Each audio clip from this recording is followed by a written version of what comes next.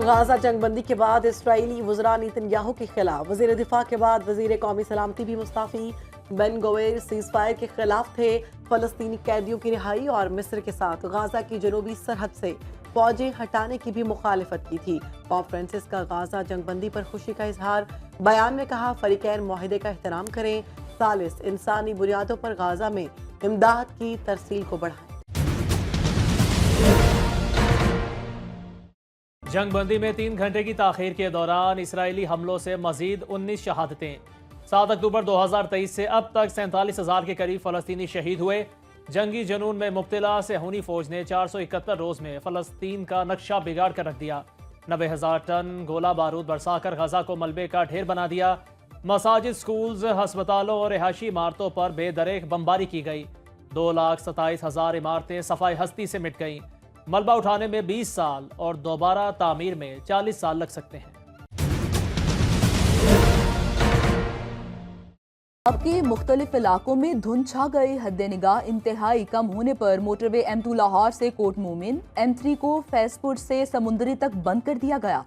M4 Pindi بھٹیا سے Abdul Hakim, M5 پر ظاہر پیر سے شیر شاہ تک گاڑیوں کا داخلہ ممنوع۔ دیگر شاہراہوں پر بھی ٹریفک کی روانی شدید متاثر۔ قومی اسمبلی کا اجلاس آج شام 5 بجے ہوگا۔ 14 نکاتی ایجنڈا جاری۔ وقفہ سوالات میں وزرائے ارکان کے سوالات کے جواب دیں گے۔ نقطہ اعتراضات پر مختلف معاملات ایوان میں اٹھائے جائیں گے۔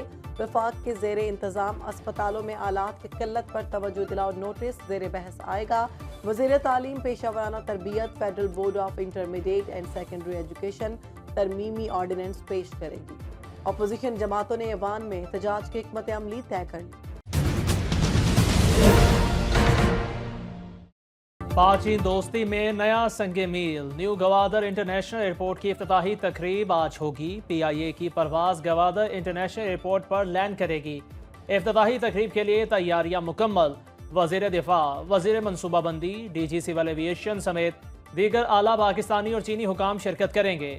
چین کے تعاون سے نیو گوادر انٹرنیشنل ایئرپورٹ کا منصوبہ $246 ملین کی خطیر رقم سے پایہ تکمیل کو پہنچا۔